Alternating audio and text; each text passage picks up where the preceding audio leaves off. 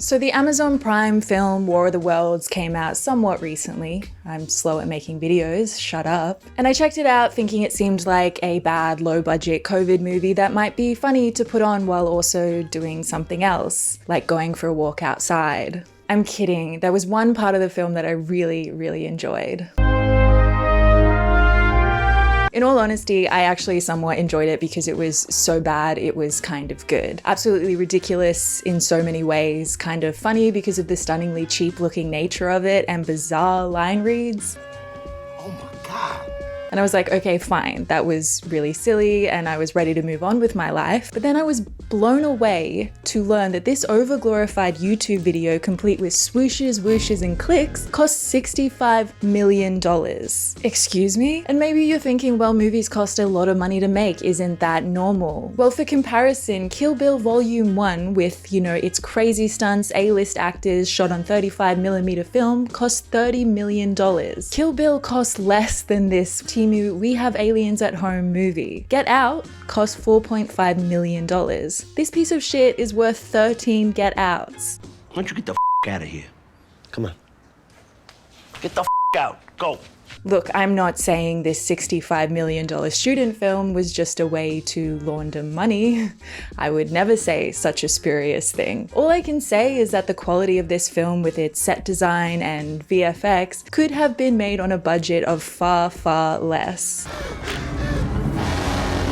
The budget definitely did not end up on the screen. It ended up somewhere, maybe in the pockets of some people, maybe in their pockets because they attempted to make a movie, or maybe in their pockets for another reason entirely, and the film was just used as a legal excuse for them to get paid. Allegedly, probably not, just kidding, satire. But what I can talk about is what this War of the Worlds atrocity is a symptom of, the sickness that has invaded the land of film and TV, otherwise known as big tech. We are living in a data-driven world, are we not? Yeah! What we knew and loved about cinema of our past is very different to what we are fed in our slop buckets today. Now, of course, I'm being somewhat hyperbolic. There are still many great films being produced, but these films are of great quality despite big tech, not because of it. While we have more films than ever before, we also have more than ever before. And a big reason why is because of the way big tech treats film and television. A few years ago, Martin Scorsese wrote an op-ed for Harper's Magazine where he talks about how the art of cinema is being systematically devalued, sidelined, demeaned, and reduced to its lowest common denominator: content. Content became a business term for all moving images. A David Lean movie, a cat video, a Super Bowl commercial, a superhero sequel, a series episode. It was linked, of course, not to the theatrical experience, but to home viewing on the streaming platforms that have come to overtake the movie-going experience, just as Amazon overtook physical stores.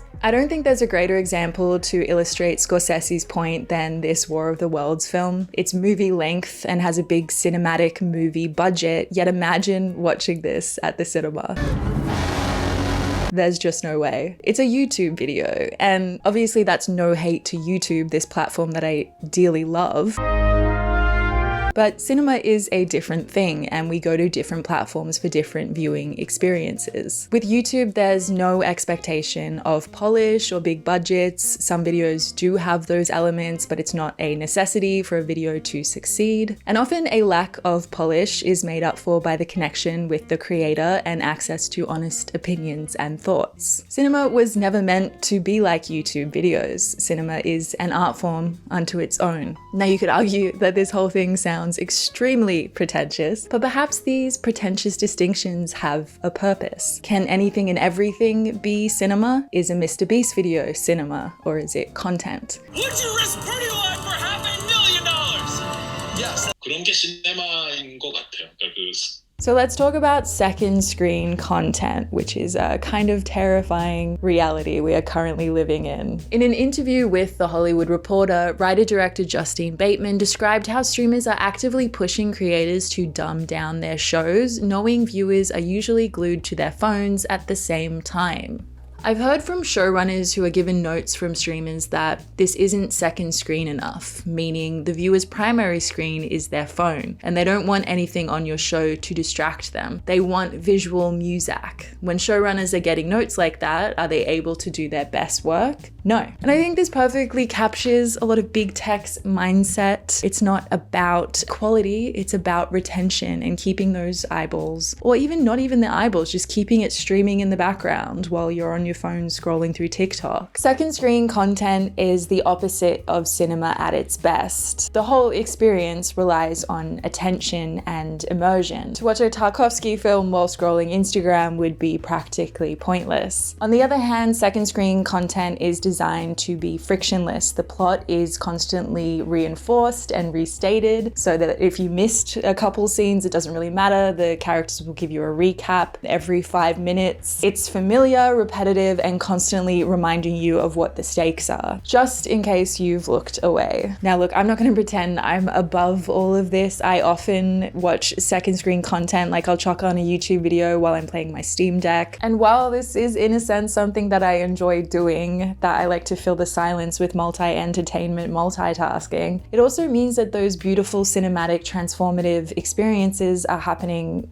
less and less. So while streamers do bear a lot of the blame for flooding us with visual muzak, we also have to take some responsibility. I think it's kind of like the recycling issue. You know, the industry creates the problem, but then the guilt gets offloaded onto the consumer. And when you're tired at the end of the day, it's easier to throw on some second screen junk food than searching through endless amounts of content to try and get to something nourishing. The Amazon War of the Worlds was partly a hilariously bad misfire that everyone was talking about because of expectations. The IP of War of the Worlds has historically been a big budget, big visual effects, A-list actors stemming from an incredibly monumental initial radio performance from Orson Welles, where people really thought the country had been overtaken by aliens. So you switch on the latest War of the Worlds film with certain expectations, and all of these expectations went hilariously unmet. The $65 million budget makes zero sense if the goal of that money was to create a cinematic experience worthy of the War of the Worlds IP. This is $65 million worth of content, and yet I've seen YouTube videos with a tiny percentage of this budget be far more entertaining and engaging. So how come Bezos can throw $65 million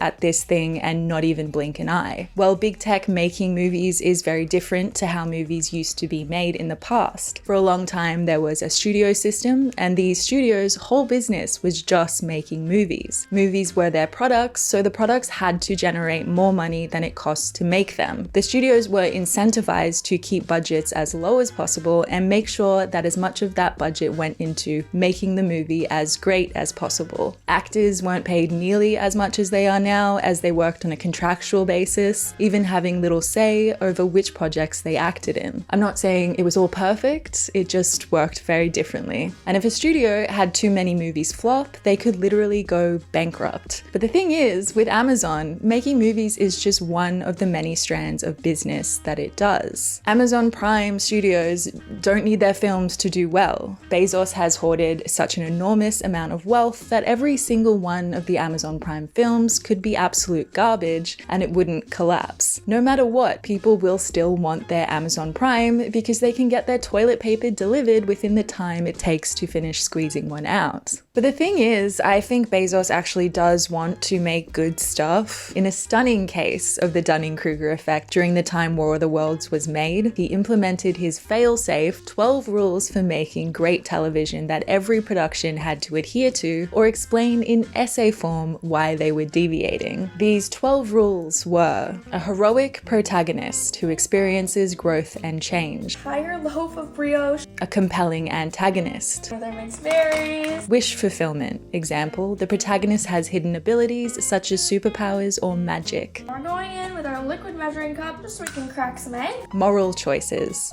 Oh, a watery egg. Diverse world building, meaning different geographic landscapes. Some cinnamon, Urgency to watch the next episode, cliffhangers. a little bit of nutmeg, Civilizational high stakes, example, a global threat to humanity like alien invasion or a devastating pandemic.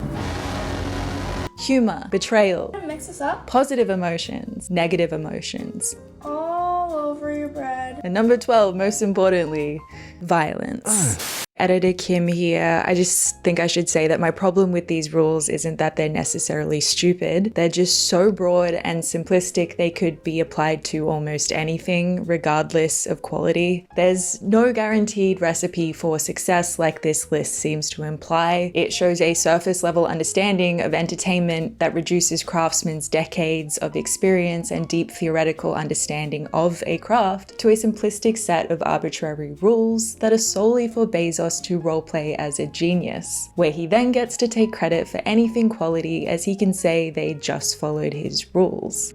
This is just a personal theory, but I think one of the problems with Bezos putting himself in charge of film and TV production is his total lack of empathy and shame. Like, he's completely shameless. And I think you probably kind of have to be to become a Bezos. But I think shame and empathy are a little bit important to being an artist. I don't know. Maybe I'm just naively hopeful because I feel so much shame and regret on a daily basis. And I don't make my employees piss into jars. Not that I have employees, but I wouldn't if I did. So you've probably heard the phrase art versus commerce before. It's nothing new. It's always existed in the entertainment industry and the art world. So basically it's about finding that balance between creative integrity and profitability. YouTube is an interesting example of big tech. You might argue that before creators were monetized, it was a purer, more original place. You know, the incentive for creating YouTube videos wasn't necessarily money. You know, it could maybe lead to money, but the pathway was a bit more obscure than it is now. But now, since money is kind of a big aspect of YouTube, the vibe has definitely shifted. Don't get me wrong, it's really incredible that creators are able to have basically their own TV station and not have the same impingements that the traditional entertainment industry had. There aren't really gatekeepers on YouTube, besides, of course, the algorithm. The algorithm, it takes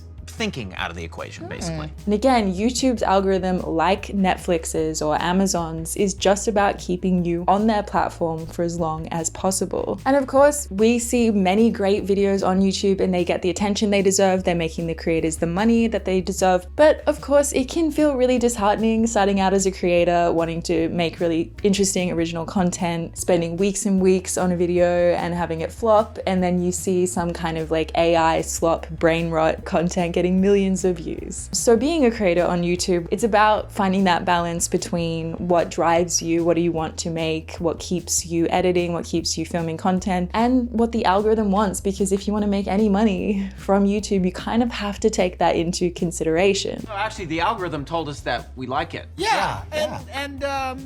Yeah. I don't. The other thing about War of the Worlds is that it was also obviously an ad for Amazon, since it's super subtly advertised by the fact that one of the main characters is an Amazon delivery guy. Oh, and also the climax of the movie is that Ice Cube manages to save the planet by using an Amazon air drone to get a USB delivered. We see every moment of him purchasing the USB unfold in real time. Because even though it was distributed only on Amazon and you need an Amazon Prime subscription to watch it legally, maybe you still don't know how to order physical items from Amazon. So hell, they made a $65 million tutorial just for you. Also, it is wild propaganda that the world is saved because of Amazon. Like, no, Amazon isn't destroying the environment and mistreating its employees. Amazon is saving the world and its employees and customers. Sorry, people. I meant human beings, people. The other element that did this film no favors is the fact that it was shot during the pandemic. So that kind of explains why there's rarely ever more than one person in the same room. Ice Cube also gives a pretty poor performance, but I do have empathy for him considering the difficulty of this kind of shoot. He's never able to bounce off another actor. He's just staring at a green screen and has a camera right in his face. And I can imagine it might be quite hard to, simulate these complex human emotions while staring into a camera lens. So, like I said before, this film for me is in that category of so bad it's good. There's just endless insane moments. Like when he's yelling at his daughter's boyfriend. No, Mark, no! It's like he's telling off a dog for pissing on the carpet. He also sometimes speaks in song lyrics. Move, bitch! Get out the way! Move!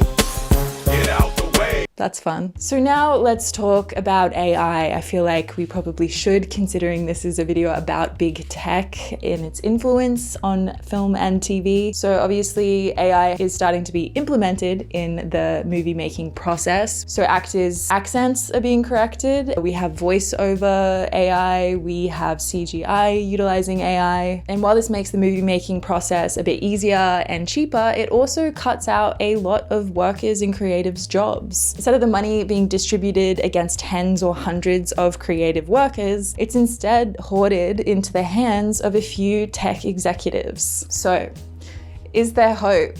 I think so. While streamers like Netflix and Amazon flood us with second screen content, there are still some streamers fighting the good fight. Take Mubi, for example, a streamer that describes itself as a place to discover ambitious films by visionary filmmakers. It doesn't just stream films, it also finances and distributes them too. For example, Mubi backed The Substance, helping it find both a theatrical audience and also streaming success.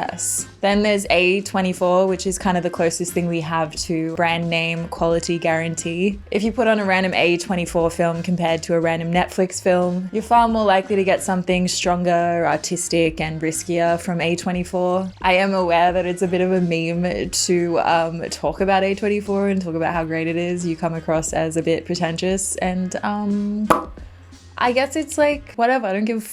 They're a good f***ing service. A24 often picks up films for distribution at film festivals. An example of this is the Australian low-budget horror called Talk to Me. It was made on a budget of 4.5 million and it has grossed a total of 92 million worldwide, which is pretty insane, and that was in part because of A24. And that film's great. It's sick, and it was made by first-time Australian directors who actually started out on YouTube, so there's hope. Kim. Hey guys, so in summation, algorithm-wise, what have we learned here today? The point is, all hope isn't lost. It's just harder to find the gems in a landscape that's designed to keep us hooked on junk food. But we, as audiences, have more power than we realize by going to the theater, which kind of, by the nature of a theater, forces you to engage with the film in front of you without a second screen. If you do pull out your phone in a cinema, you're garbage, you're hot, you're trash, you're the big. Watch the movie. Anyways, we can also subscribe to curated streamers, which shows that we want quality over quantity, but I get we have a million streaming services as it is. And then of course we can support artists directly through things like Patreon. And for all its issues, YouTube still is a place where creators can be rewarded for putting out whatever the hell they want, if it seems to catch on. So it would be a tragedy if young screenwriters and filmmakers decide to give up because they think AI is just going to completely take over. But I don't think all of this has made being an artist pointless. Algorithms and AI will never truly be able to take over what it means to be human and create art from a human perspective. Of course, it's just trolling through what humans have created and sort of replicating or mimicking it. But I want to end this sort of mishmash of a video that I have shot over many weeks for various reasons with a quote from Scorsese's article. In the movie business, which is now the mass visual entertainment business, the emphasis is always on the word business, and value is always determined by the amount of money to be made from any given property. In that sense, everything from Sunrise to La Strada to 2001 is now pretty much wrung dry and ready for the art film swim lane on a streaming platform. Those of us who know the cinema and its history have to share our love and our knowledge with as many people as possible, and we have to make it crystal clear to the current legal owners of these films that they amount to much, much more than mere property to be exploited and then locked away. They are among the greatest treasures of our culture, and they must be treated accordingly. And I guess that's why I'm making this video, because as cynical as I can be about attention spans, algorithms, or the way big tech has warped cinema, I still love it. I still chase that feeling of being absolutely floored by a movie and the incredible artistry of the filmmakers. And I think art and cinema is worth protecting, it's worth fighting for, and it's worth sharing. So anyways, none of this is that serious truly in the scheme of things. Stay safe, stay happy, pet a fox. No, don't pet a fox, actually, that's bad advice I've heard. Observe a fox, bear witness.